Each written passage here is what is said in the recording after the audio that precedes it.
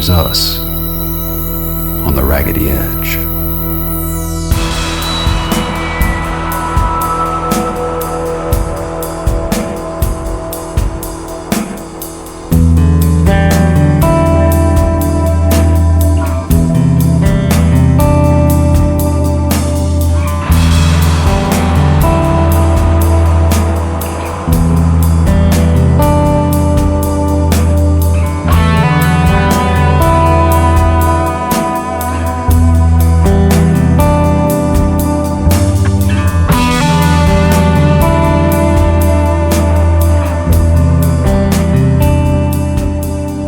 Welcome to episode 3 of So Here's Us on the Raggedy Edge. I've found for today's guest one of the only people who is just as busy as I am, possibly busier, getting stuff done on the community, Miss Tiesa Leggett. Can you explain to the good folks what it is that you do?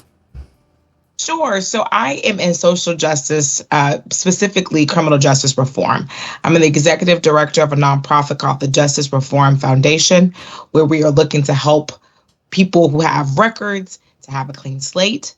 We're looking to help provide equity to our justice system, to highlight things that are wrong in our justice system. I work for a gentleman, he's our founder, who was incarcerated for a crime he didn't commit. And he, instead of coming out and being depressed and downtrodden, he put his money to work into action and tried to better the system by hiring myself and getting a foundation pulled together to try to tackle some of our society's toughest issues. He was a successful businessman and was trying to, do what we all, listen, I'm a fan of marijuana, period. Oh, right. And so, period. Yeah. And so it should not be outlawed the way that it is. No, as a businessman, he sees this market that's opening up. But in Texas, we're not there yet. No. And so some of his business partners brought that product over and it all went downhill from there. And he was, there you go. Yeah. So there was a lot of that, the finger pointing, the finger blame going. And so he served time. He served in solitary confinement for 3 months, I believe. Oh, gosh. And so, there he has experienced a level of trauma through the system. But instead of, saying, hey, listen, I'm a person of privilege that got caught in the system. So if it happens to me, it can happen to you. And when I tell the story, everyone assumes that he's black because I'm black. But no, he's white.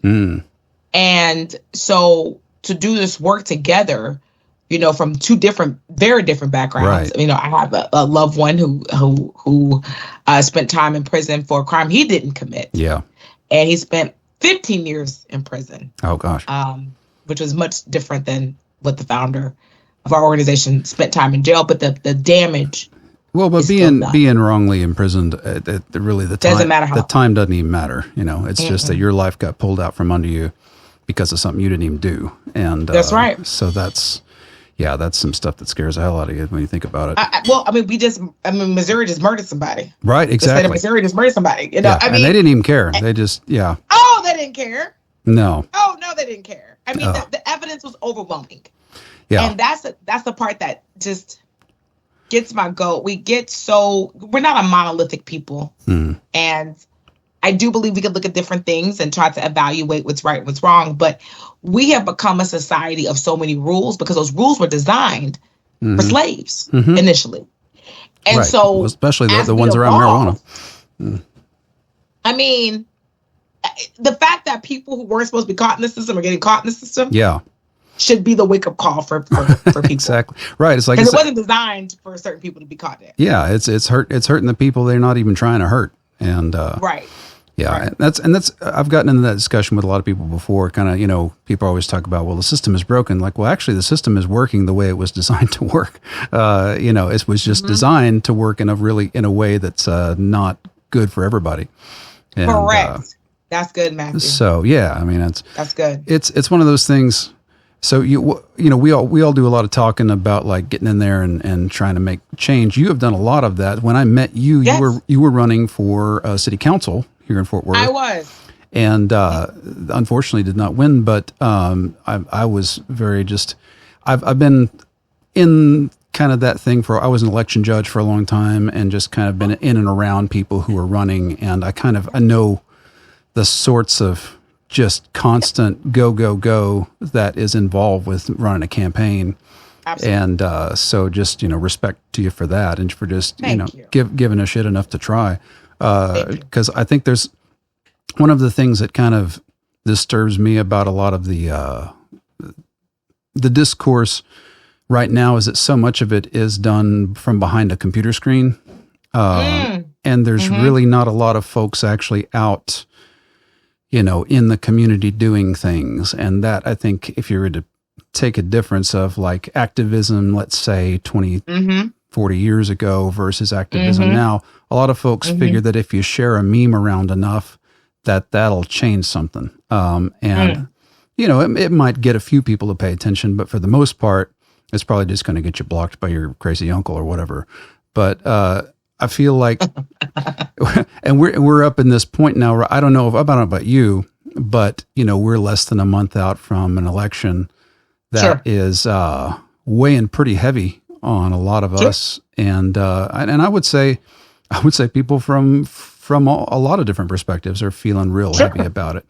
Even people I don't agree with, but as somebody who has kind of gotten your hands dirty and gotten out, what are you picking up on that on the ground as well, that people are really, really nervous about all of this? I will say a couple of things. Thank you so much for the acknowledgement. I shout out to everybody and anyone who's run for office, because unless you've done it, you don't understand the incredible toll it takes on the mind, the body, and the soul. It is an incredible, regardless if I'm for someone or against someone, I always say thank you for running. Yeah, absolutely. Because it is so important for us to have a democracy. That's why this is a great country for us to live in, that we can all have opinions and points of views. So I am a zoning commissioner for the city of Fort Worth. Yes. So I am not in the district that I ran in. They rezoned me, so I'm part of a different district. And that city councilman was so kind to me and said, "Hey, listen, I think you'd make a great zoning commissioner. This will get you ready for your next step." Oh, wow. That's really what cool. A kind thing to do, right? Yeah, absolutely. What a kind thing to do. So I'm getting my sword sharpened, if you will, on this zoning commission. And I would tell you, I can't talk about specific cases, but before I get into the elections piece, I was just, all of it works together, Matthew. Of course. All of it, and it boils down to an individual's interest. And so when we're talking about getting out the vote, when we're talking about change, people don't understand these local elections. I'm excited about November. I'm excited about that. But these local elections that are nonpartisan sometimes are just, or even more important. Absolutely. Well, we got a judge. We got a judge right now that's messing up a lot of stuff who got in. Oh, in the county. Yeah. And that was local, and that is ruining a lot of people's lives. Absolutely. Now that is partisan race, and I agree with you. Yeah. We have become so caught in rhetoric. And AI, I love AI on one hand. Yeah. And it is going to destroy us on the other hand. Right, exactly. Because people can't discern what's real and what's false. Yeah. And when you have people of certain levels that are placed in position to clarify and to be leaders, let me give an example. And I can tie all this together. Sure. When a national person or who's running for office makes accusations like people are eating pets. Yes. And it come to find out it's false. And does not do anything, but actually doubles down. Right. They're eating the dogs. Yeah. Eating the cats, right? Well, and as funny, I mean, it was when I heard it in real time from the former president, of course it was hysterical. Yeah. It's funny until it's not. Well, until it's not, because there are people who love their pet. Right. And they really that really bothered them. Of course it does. I love my pet. Wow. But it's like it did not connect the dots. And so there was memes that were out of pictures of people. It was AI generated. Yeah. All this stuff was going on. Well, go ahead. No, I was just gonna say, and that is from the highest position in the United States. Right. If they're doing that, let's go to local. Let's trickle that down to local. Yeah. So we're trickling down to local, and there are people who are so passionate about false things. I had one of the things that was very eye-opening to me was block walking. Yeah. That'll open your eyes for sure. It will open up your eyes. And I remember, talking to Trump supporters. Yeah. I remember there were Biden supporters. Yeah. I would talk to both. And I remember, and I was running for council, so obviously it's nonpartisan. Yeah. So as I was talking to them about what was important to me, they would whisper, "But are you a Republican? But are you a Democrat?" Yeah, right. They want to know what team you're on. What team you're on? That's a problem. Yeah. Yeah. Because it's like, just because I tell you what team I'm on in that sense, doesn't mean what I'm telling you as far as my platform isn't good. Right. Isn't strong. And so those perceptions that trickle down, it affects those local elections. Yeah, and we have the tribalism. We have the tribalism going where you're either team camo or team latte 100%. Or whatever. And it's one of the problems because it's made it where there's people in my family I can't even talk to, because I'm the enemy. I've got one that's like that. Yeah, that's a Trump supporter. I remember. So back in 2014, I did a lot of block walking for Wendy Davis, and over in Parker County. Shout out to Wendy Davis. Yeah, absolutely. But man, I tell you, a thing that had happened then was that in the 2008 election, a lot of Republicans had voted in the Democratic primary to try to get Obama knocked out. But so they were on our rolls. And so we would go walking around to these people's houses, and you could tell pretty quickly, by the glare, whether or not, as soon as you introduce yourself as from the Wendy Davis campaign. Sure. And, I got called some stuff that, I ain't been called in a long time. It's one of those things again, that's and that's been 10 years ago. I feel like it's gotten worse now. It's much worse. Yeah. And I'm to the point that, people I know who have never owned a weapon are buying a weapon because they're afraid of, the things they're hearing their neighbors say. And it's just kind of one of those things where you're just like, well, Matthew, yeah, if we're going to go here, yeah, I would say as a person who's been raised the majority of her life in a faith-based community, I have never been so disappointed as I have been to seeing Christian nationalism. Yes. And it's disappointing because the God that we say that we serve is omnipotent.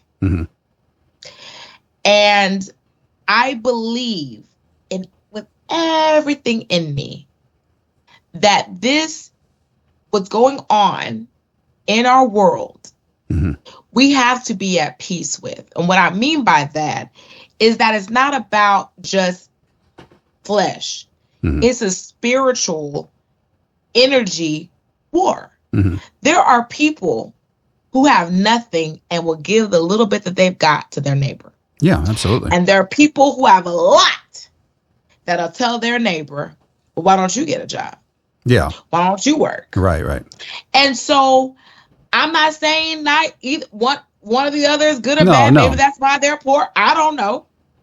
But that is a philosophical war. Yeah, and I feel like it's very different because, my grandmother, was a very devout, believer, but she was also the first to line up for the soup kitchens, to help out and to and when there was a tornado or something, she'd go help them out. And she didn't ask, are you, what party are you? She was just, we're going to help you. You just do it. And that kind of thing, I feel like when we're talking about like the hurricane responses and everything, and people are already getting conspiratorial about that. It makes me, it's part of the reason I started this podcast is just talk about like, where are we going and how do we correct course, and I feel like it's going to have to be the kinds of things that people like you were doing, which is actually going out and, manhandling the system a little bit and not just kind of tweeting about it and going, gosh, that sure does suck, and I don't know how to, because of course the other problem is we're all busy, right? We've got kids, we've got 2 or 3 jobs sometimes, and a lot of people, when they get home at the end of their day, the last thing they want to do is to go knock on doors and, 100%. And so it's difficult. It's a hard sell sometimes. Well, I agree with you. And when I ran for office, I wouldn't do that again. My brother, who I love with my soul, donated $400 and said, sis, I love you, but I'm not knocking on nobody's door. I will pay for these people. I don't want to do it. But, that helps too. I mean, It does. He's like, I'll pay, but I'm not. Yeah. And I think it's a lot of why. So, like I said, 10, 15 years ago, I was, doing election work and stuff where I was just, being the guy in the booth, handing people, checking their IDs and all that kind of stuff. And I feel like now I'm more reluctant to do that because like those people are now, implicated by some folks as like, oh, the election workers are crooked, and I've worked with so many little old ladies who are certainly not on anybody's conspiracy payroll, like they're just helping. Right. Right. They just want to help. And I think that sometimes we could get people built up in our mind as this big enemy, but when you actually meet them, you're just kind of like, this is just a person, I've done that myself. I've been like, oh, well, this guy. So when I was an election judge over in Parker County, I was the Democratic election judge. Well, there's a counterpart. There was the Republican one. Well, we go to meet at this polling location, and I was thinking, okay, this is going to be tense. And actually, after talking, we got along really well. We had some ideological differences, sure, but as people, we were not all that different. And I think that's the kind of thing that's easy to forget sometimes when we really like straw men online. We like to paint up our opponents to be these supervillains. And sometimes, rather than being supervillains, people are just, what we're seeing in our head is not the 3D version of what they are in real life. People contain multitudes. And even if the parts of them you don't like are there, I feel like usually there's some part that you can connect with one way or the other. And it can be harder to do if they've got a wall built up where they don't want to do that. And that's what I worry about is I think the internet has kind of created a wall where you can safely lob your grenades over the thing and the other person can't see you while you're doing it. They're arguing with a box on the, and I spent the 20 teens, in these massive Facebook arguments, and I look back on that and like, how ridiculous was that? Like it didn't do anything. It didn't solve anything. Right. So I don't know. I don't know what your thoughts are on just, I don't know, how do we, while you're out there doing the work that you're doing, I mean, you're dealing with public officials and things, which sure. Are you finding? But also the public too. I deal with the public too. Yeah, because we're trying to get them to support or to talk to their elected official, whether they're Republican or Democrat, on trying to make it easier for people who have made mistakes or maybe been falsely accused of something. Those former defendants or those former inmates to come integrate back into society. And so when you do that, so I guess the people who are coming to you are these folks who have someone that's in jail that they're representing? Yes. So either they have a loved one that's in jail, or they themselves have been in jail. And so they're looking for resources and trying to really make a change in their lives. Mm-hmm. But at the end of the day, I have to tell them, we've got to talk our society into accepting you again. Mm. That's the truth. Yeah. Because at the end of the day, when we talk about restitution, it's so many layers when it comes to criminal justice reform. Mm-hmm. And whenever I talk about criminal justice reform, I gotta say this, Matthew. Everybody thinks I'm talking about a serial killer. Right, exactly. Right. Yeah. Who rapes women and dumps their bodies in, sewers or something. Yeah. Right. I'm like, let's take this down just a bit. But that's not the majority of the inmates. No, it's a very small population. And I'm going to go here, Matthew, because, go ahead. You asked me to be on here. So I'm going to go there. There was a conversation. There was a police officer here in Fort Worth that was killed. Mm-hmm. There was a woman who was formerly incarcerated, was up in the wee hours of the morning, was at a house party, was up in the wee hours of the morning. And she ends up going the wrong way on the highway and hitting this police officer in an accident and ends up killing him. Yes, I heard about that. Absolutely devastating. Yeah. Absolutely devastating for this police officer and his family. Mm-hmm. Oh my God. Yeah, it's horrible. It's awful. I'm not ever going to negate that. I couldn't imagine my loved one not coming home. No, of course not. A routine traffic situation. That's terrible. Then there was a comment made by our mayor who said, or Fort Worth mayor, I don't know. Yeah. Fort Worth mayor, who basically alluded, I don't want to directly quote her, but she was like, this is why, we should be harder on people and not let them out, basically. Oh. Well, you've had a councilman with a couple of driving citations, a former councilman. Mm-hmm. Okay. I'm not going to say it was WI or DUI, but I know there were some citations. I don't remember what the cause was, but he was an acting councilman. Mm. And I pray for his healing. Yeah. The thing about it is that there is not reform even when people are released from prison. You've been in jail 15 years. Mm-hmm. You're not going to come back in society like you and I, Matthew. Yeah, of course not. That's going to change you. It's not going to look like that. They're going to self-soothe.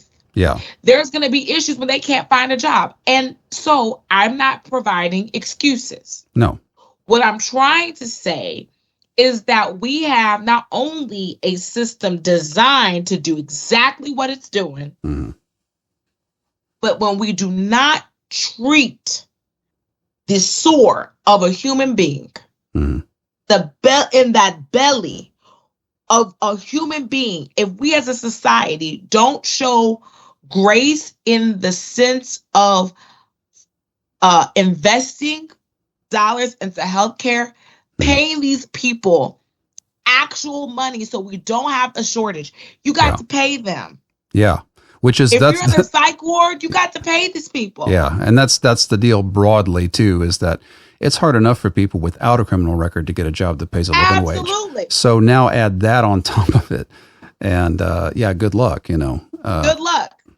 And a lot of people don't have family to show. Yeah, and a lot of people don't have family to come back to either. So they're kind of, or their family has disowned them for whatever. And it's a thing where, so I've had, people in my family who, they've had contact with the criminal justice system. And it's always been through some sort of back channel deal that gets made that gets them, to where they're not, on the bad end of the stick. But there's so many people who just don't have those resources. And,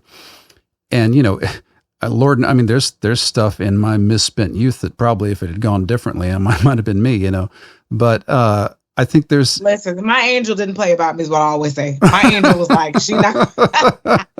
But it's also my angel and myself. It's also this thing where, we either believe in redemption or we don't, Period. And I think there's a lot of folks who they talk about it and they go, oh yeah, well, we believe somebody can, say they're sorry for something if they're contrite enough, and we might believe them. Sure. But then but it kind of depends on the crime too. Like there's some folks who are like, nope, that's my pet issue there. And so this person, I'm never going to believe a word they say. Sure. And I get that because there are people who are full of shit about that 100%. sometimes. But I don't know that we need to blanket just say, well, you've been in prison, therefore broad brush. It's a broad brush. Yeah, therefore you're completely useless to society. Because if we truly believed that, we would just go ahead and execute everybody. You know, like if we really thought that. But there's a world of difference, like you said, between, you know, a serial killer and somebody who stole a car. You know, I mean, those are not the same mindsets that people have. And one of those is going to be eligible for parole. You know, the other one probably won't. But I don't know when you're looking at it, and I don't know if you have numbers on this, but like, you know, I saw some statistic years ago about just with the Innocence Project, you know, where they're talking about the sheer number of people in Texas who were wrongly incarcerated. I don't know what the numbers are in Tarrant County. But I don't know if that mirrors largely what's going on statewide, or if we even have data on that. Because you're probably just dealing with them as they come in. I have the National Registry of Exonerations estimates that there are between 3,000 and 9,000 individuals in Texas serving sentences due to wrongful convictions. Oh, okay, that's a lot of people. Yes, it is. Go ahead. I'm sorry. Yeah, and then that process of, you know. So what is the process? So somebody comes to you and they say, my family member is in prison. We believe that they're wrongly incarcerated. What's the process from there? Do they have to reopen the case? Do they have to? What goes on? So Innocence Project. Let me just say, if you have 25 cents to your name and you can give 5 cents away and get survive off for 20 cents, give 5 cents to the Innocence Project. Yeah. They are the real deal. Mm-hmm. That's what I've heard. I won't speak on their processes because I'm sure every case is different. But in Texas, you know, it depends. I mean, we're talking about wrongly convicted people. What about death row? Yeah, right. You know, I mean, so there's people incarcerated for crimes they didn't commit, and then there's people who are incarcerated and are looking at death. Yes. Right. And there's a time limit. Commit. Absolutely. And what do you mean? Well, I mean, like eventually their date's going to come up, you know, and they're not going to be with us anymore. So no, they won't. And I helped with a case, the Melissa Lucio case, Melissa Lucio versus the state of Texas. Mm-hmm. I highly recommend watching that on Hulu. Okay. It'll give you a lot of insight into all that it takes to help people beat a system when there are people in the law who are, especially if you're poor and of color, and you want to give off a perception that you are tough on crime. Yes, the poor are a salacious victim. Yeah, of course. The poor and people of color, specifically Black and brown people. Yeah. And so with that combination, Melissa Lucio would have been the first Latina executed in Texas. Oh, okay. Latina, she would have been the first. She's still in prison. Or in jail. Yeah, she's still incarcerated, but death is off the table. Okay. So that's something. You know, so there is a process. You can go on the Innocence Project site and put in the details of the loved one. We don't take on innocence cases. We would forward it on. However, my foundation we are building a criminal justice reform, criminal defense clinic with Texas A&M Law School in Tarrant County. Oh, nice. Worth. Yeah. And so we will be taking on certain types of cases, and we're working on what that would look like as far as someone wanting to register or be a part and get involved. That's awesome. With those clinicians and the students. So that's. I mean, this is so exciting for me. That is very exciting. Didn't have a law school in Tarrant County. Yeah, this is the only law school in Tarrant County, formerly of Texas Wesleyan. Shout out to them. Oh yeah. So with this particular project, we are thrilled about it. So I was a key member in brokering that deal with Texas A&M. Oh, it's fantastic. And so I am so thrilled and so excited about us moving forward with this project. Yeah, and that's great. Hopefully it's longstanding, and we're raising money to continue building on the project and having technology and really strengthening criminal justice criminal defense. Yeah. And so a lot of times, and this is the trickiness for me, is that, a lot of times the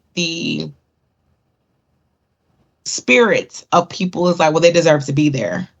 Right. But the people also don't understand over incarceration. Yeah, they don't. It's not just about the person being incarcerated, but over incarcerated. And also the people because, I hear things about like, somebody gets in, but then their date that they're supposed to be released passes and then just don't get around to releasing. They just sit there. That or a prosecutor over punishes them. Yeah. So it's something that you should have gotten 5 years, they get 15. Right. That's what happened to my uncle. Yeah. So, and what happens, especially in certain families, especially if you have someone who's dealing with drug addiction, shout out to my uncle, by the way. I always say I'm PJ's niece. Yeah. I always say that. Yeah. And I'm his wildest dream. He was always so proud of me. Oh. But the thing about it is, and he would make this as he was a veteran and was incarcerated. And we talked about certain things in the system, but what it all boils down to is rehabilitation and giving someone an opportunity to thrive. Yeah. And we see justice as locking people up, throwing away the key. Mm-hmm. And also, when it is a partisan race, I'm going to go here too. Yep. For district attorneys and judges. Yep. How are we having partisan judges is beyond me. I've always thought that was weird that you would have a judge who had to raise money. That's insane to me. To run, because that's that feels like that's just building up a conflict of interest that's going to hit at some point. It absolutely is. Yeah. Our justice system is based upon what's in your wallet and what money you have access to. Well, so because I've heard parents having to mortgage their homes to help their daughter who got caught in the law. Had I'm not even gonna tell that story because it just burns me up so much. But parents who love their kids are gonna put 2 mortgages on their house. Yeah. Yeah. And people say, well, they made X amount of money. They're rich. They're not rich. Nobody has a legal defense fund savings. No, that's not a thing. I mean, it's not a thing. Unless you're in the mob, in which case you 100%.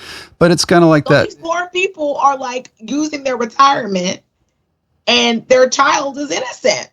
And it's one of those things. That's what it just bankrupts you. This system will bankrupt you. Yeah, and it's one of those things too where you have some crimes that are punishable by fines, and it's been pointed out that means that it's legal for a price, right? That's right. Like if you have the money, well, I'll just go ahead and pay the fine, But if you don't have the money, well, now you got to go to jail. And that's exactly right. And it's one of those things that once you say it that way and you kind of look at it, you go, well, what's the reason for that? That doesn't make any sense. But then it does make sense when you recognize how the law was written, and who it was written for, because and we have people right now who are running, who are sort of openly saying, that we want to go back to only having landowners be able to vote, I mean, it's which is wild. Yeah, I mean, when you have corporations buying it, we'll move on. Yeah, this is my zoning stuff, and I know the developers are real mad at me today. But at the well, you might not like my next question then, because I was going to ask, so when you're doing the zoning stuff, I mean, I feel like some of this plays into it a little bit, doesn't it? Because there are areas that are, kind of put on the bad list, it's like, absolutely, and don't get the kind of support that other areas do. And that seems to lead to things like food deserts and things like, increased police presence and that can play into the kind of thing that you're dealing with the project as well. Oh my goodness. I think council's almost easier than zoning. because zoning is quasi-judicial, right? Yeah. So you're supposed to look at land use. And a lot of the zoning commissioners come from a real estate background. Uh-huh. And I do not. I'm coming from a whole different lens. Yeah. And I used to go through zoning because I worked in natural gas exploration for the earlier part of my career. So I know how to file permits and do all those things. Yeah. But land use wise, that comes up quite a bit. And I got in trouble today, Matthew. You want to hear why? Yeah. I'm curious. I got in trouble. The attorney got up. I mean, you can look back at it today. I got in trouble. But I even said, I know I'm getting in trouble. I got set up.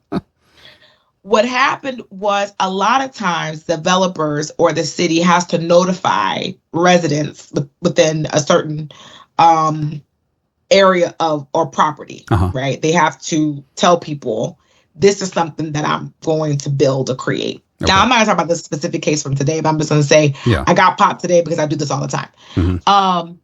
And so a lot of what triggers me as a citizen, as a resident, not a citizen, I'm a resident, is it bothers me to no end when people do not know a certain development is coming into their community. Yes.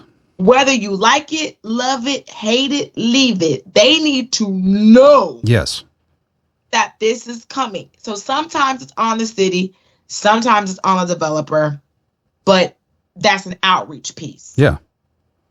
Yeah, just letting people know. Absolutely. Well, apparently, if there's feedback about that, I cannot hold that into consideration when I'm making a judgment. Really? I know.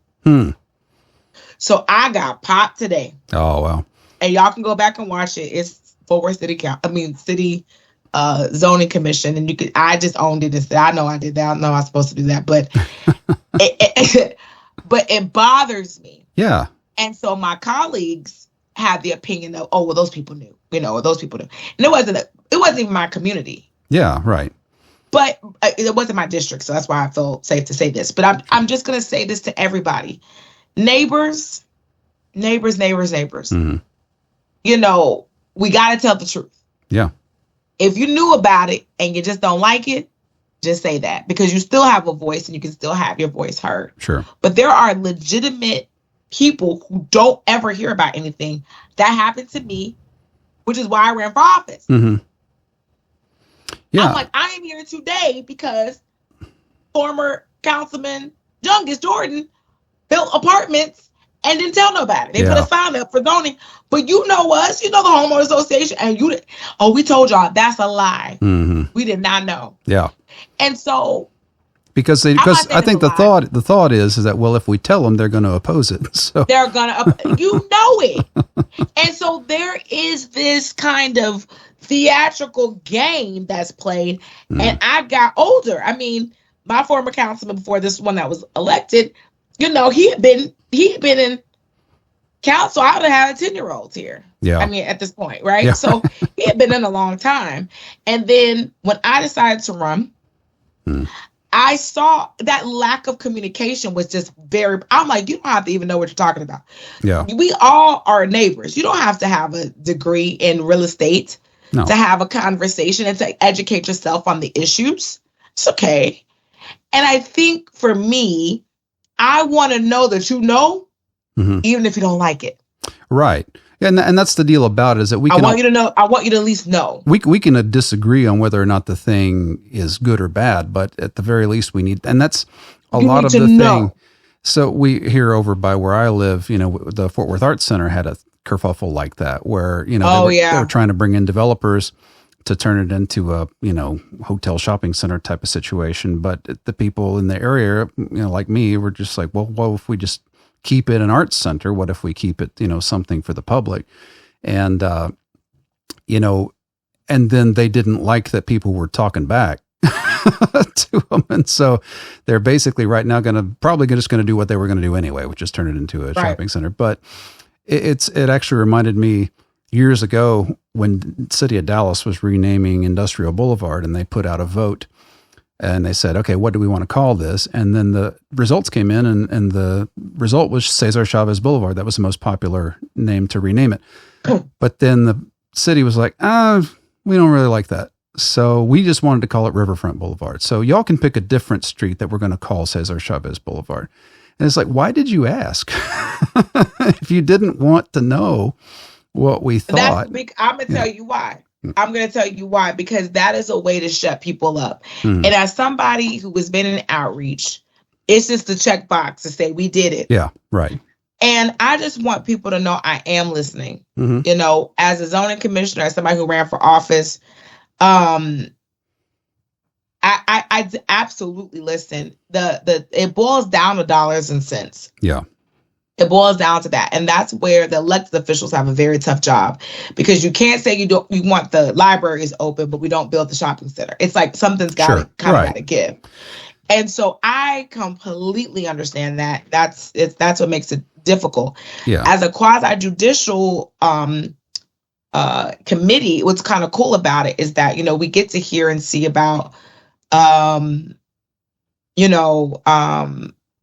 waste, you know, that's dumped into certain areas. They feel like they are underrepresented. Yeah. And, you know, or areas of the city that has, you know, technology that the residents don't feel comfortable with. And I always say, like, I might agree with you. Matter of fact, I agree with you completely. But this goes to your council person. I am not the end all be all. Right. And that's another thing that people often don't know is, I think civics generally is a thing that's lacking. Sometimes people don't really know who's in charge of stuff. So they go, oh, well, you know, that must be the mayor because this happened. Well, maybe it wasn't the mayor. Maybe that was under the, you know, city manager. Maybe that was under a completely different commission that decided this thing. And some of that stuff is Byzantine on purpose, you know. I mean, they keep it complicated so you don't know.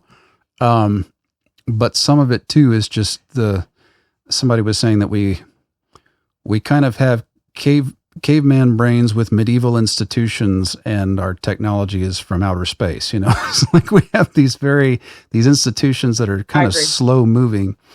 I'm glad you said that, Matthew, because when you think about developers, they've got construction timelines, or the costs go up. Yeah, they got to get it done. They got to get it done, and so you know, they don't feel like dealing with mom and pop over here. No, and I get that because I'm gonna get what I want anyway. You know what I mean? So that's the part that makes it really tricky. Right. I get that. Who I care about the most. Yeah, and that is the sort of thing. It can get demoralizing sometimes because, you know, again, these are folks that have resources to kind of push through stuff, whether or not the community wants it.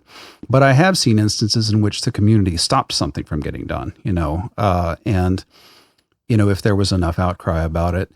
So kind of in a broader sense, you know, I feel like if I were to sort of think about the mood that's going around right now, it's kind of more of apprehension, just sort of about government generally and about, you know, direction of society. What do you have that, because you wouldn't be doing this if you didn't have hope, right? You wouldn't be doing this if you didn't believe that change was possible. Absolutely. I mean, what would you say to people who are kind of going, you know, why even bother? You know, it's all we're all screwed anyway. Oh goodness. My hope, my sincere hope is that everyone knows we need you. We need you.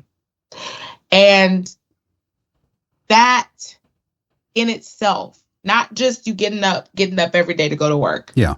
We need you to understand the Innocence Project. We need you to understand that there are people who are wrongly convicted and are sitting in jail serving sentences that they shouldn't. Yeah. We need you to know, we need you to care. Yeah. The hope comes from, I know people's day to day, you may not can fit this in. I am very blessed that I am able to do this for a living. Whereas others, this is something extra as I'm feeding my children. Right. As I'm trying to go to work and dealing with the insanity that comes with working with other people sometimes. Yeah. And I come home and I'm tired and you're asking me to care about something that I don't think I have any control over. Yeah. You do. If you can't do something yourself, donate that $5. Mm-hmm. If you don't have the $5 to spare, talk to your friends and say, please go vote. You can do something, anything. We need any help to shift the trajectory of despair. Yeah. That's a good phrase for it. I do think sometimes too, and I think this kind of a product of the way the media presents it, is that we're always looking up. We're always looking towards the top of the ticket, right? We're like, national politics. But as you pointed out, so much of what directly affects our lives happens at the local level. Right here. And that is this thing that you actually do have a significantly larger amount of control over. Absolutely. In a city election, your vote counts a whole lot more than in a presidential election. And especially with, talking to neighbors and talking to people in the community, even just convincing them to show up. Yes. Because that by itself, showing up by itself is kind of a miracle a lot of times. I agree with you. Because if nobody shows up, then nothing happens. Whether it's city council, and even if you can't go to the meeting, send the email to your council person, the mayor. Even if you can't come, there is something we all can do. Yeah. And showing up is great. In fact, I have learned these days people don't want that stuff in their inbox. Right. Yeah. And so if you email people multiple times or get people to show off the fact that there is an issue. I remember, I think it was the button ban or something from the library was with LGBTQ. Oh, yeah. Mm-hmm. Right. And I volunteer with foster girls. Mm-hmm. And one of the foster girls are part of the LGBTQIA community. Mm-hmm. And she was so upset with our council. Mm-hmm. And she said, am I not good enough? Mm. And I told her, I said, you are powerful enough. What are you going to do about it? And she said, I never thought about that. I can do something. So I think for the mouths of babes, we adults are just, grayer 12-year-olds. Right. We are empowered to do whatever it takes, whatever motivates you. But I would encourage people to have an empathetic heart. Yeah. And to do the work it takes to love, because love is not easy. I don't know why people say loving people is easy. It is not. No. It is very difficult. It is for the love of people. Every month from 12 to 5 on a Wednesday, I'm sitting in a seat I'm not paid for to listen to people bellyache at me and then tell me I get paid for it, which is really funny. Along with colleagues who some could probably care maybe less about those underbellies, but they're listening too, and they're learning. So it's wonderful to know that service is actually love. Yeah. And love can be hard. So when you have someone who's willing to work on zoning commissions or volunteer in your community, that's love. And so I think that's what we have to start to have, that hope. And to understand that if you don't want negative people or you don't want hateful people running things, then you run. Yeah. Then you do it. Yeah. So that's my background. Well, and that's good. And I think that's a good thought going forward, is because sometimes even if somebody just sees you caring and sees you trying, that by itself can have an effect on them. Because I remember when I was doing stuff over, in the county, and people, I would tell people about it, and they go, "Oh, you can just do that?" It's like, yeah, you could just go and be a precinct chair. I mean, you can just absolutely, like, you don't have to have a degree. You don't have to, there's really no barrier to entry other than just time. And I think it's one of those things that once you see it, then it starts entering your mind that it might be a thing you could do. But if everybody around you is apathetic and isn't gonna, isn't gonna bother because they don't think it matters, then that becomes the truth for you. That becomes I would say I'm the activist in my family. Yeah, I'm not even an activist. I'm more of a community advocate. Yeah, I would say I'm probably the one that has the most go get it. I'm not saying my family's apathetic, but they will come walk for me. Yeah. Are they getting really involved in the day? No, they are not. Yeah. And I have volunteered for campaigns and the like since I was in college. I have been in social justice. It's in my blood. Yeah. It is. So my great grandmother marched for Dr. King. Oh, okay. My great uncle, my grandfather's brother, was abducted and beaten by the Klan. He's part of the Black Panther. Oh my gosh. His name is Jimmy Jackson. If you want to Google him, he's freaking amazing. Okay. Jimmy Jackson. He's still alive in Florida. He's still with us, and he has a podcast. I think it's on YouTube, and has some incredible stories to share. But he was abducted by the Klan and beaten. Oh wow. And still to this day is very much an activist. And when I saw him, he, is very animated. Activists tend to be very, they're very animated. And my grandfather is a military man, so we're not animated when it comes to being around him. Yeah. So it's like we need to kind of pull it together. And so we were coming from church, and I saw him, and I said, "Hey, Uncle Jimmy, how you doing?" I hadn't seen him a long time, and he's like, "Hey, and very respectful." I said, "You know what? Did you know I want to be just like you?" His face got so bright. He said, "What?" I said, "I'm a troublemaker too. I'm just like you." And he goes, "Oh, what's Sonny gonna say about that?" That's my grandfather. I said, "Shh, you can't know." So, I don't think my grandfather even understands the depths of the work that I have done. Yeah. Whether it was SB4 protesting, whether it was working on campaigns. And some of the things that I've done throughout my career has honestly been contradictory to what I did for a living. And I couldn't keep it down anymore. Yeah. And I said, I got to be myself, and I got to show up 100% Tiesa. And Tiesa loves people, and I love those that need a second chance. They love on you so much. Yeah. Those that have don't understand what it takes to not have.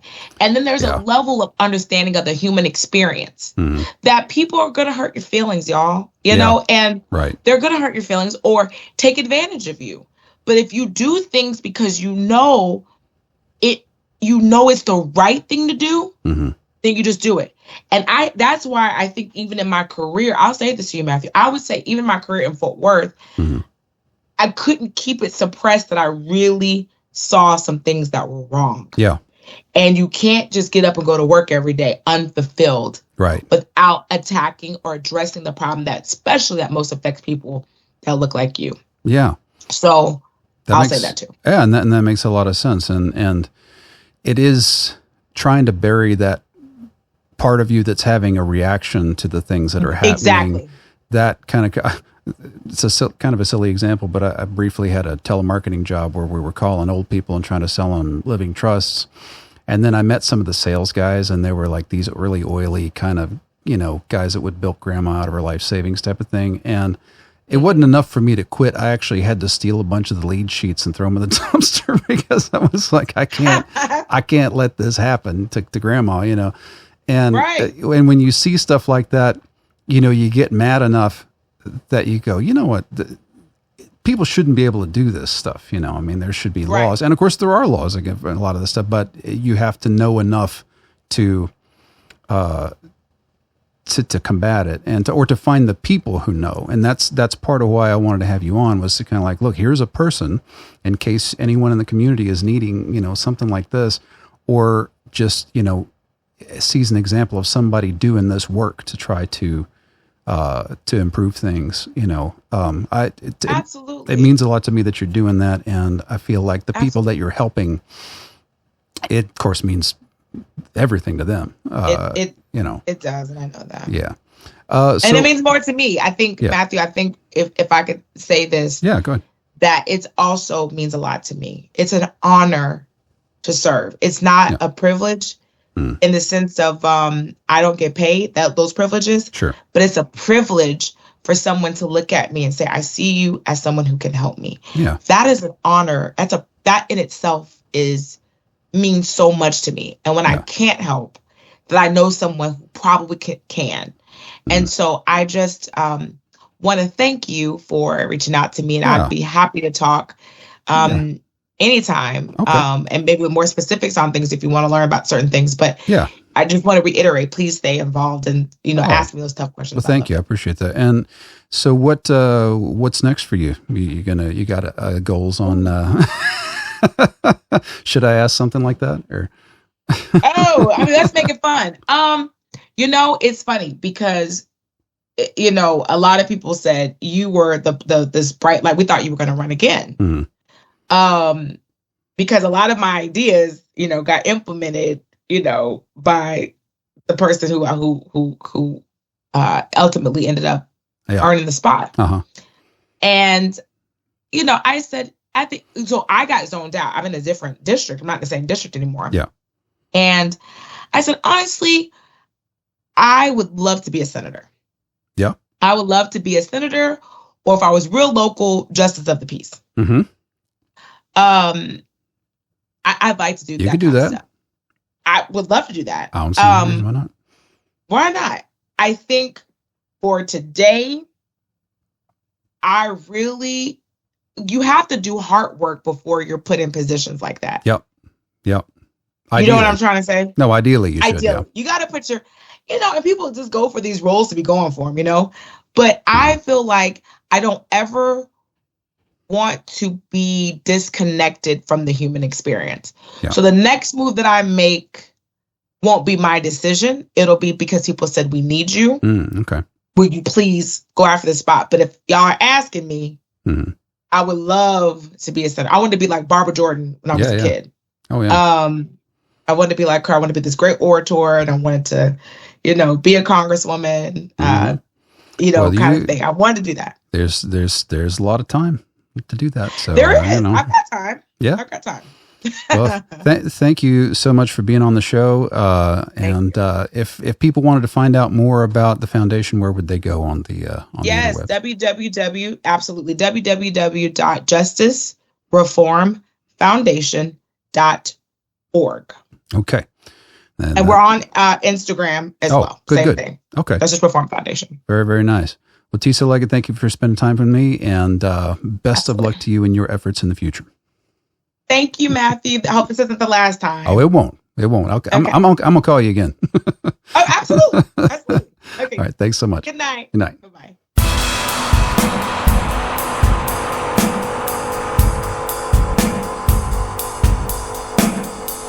This program is brought to you by Naive Media. Visit thematthewshow.com for info on this and other programs.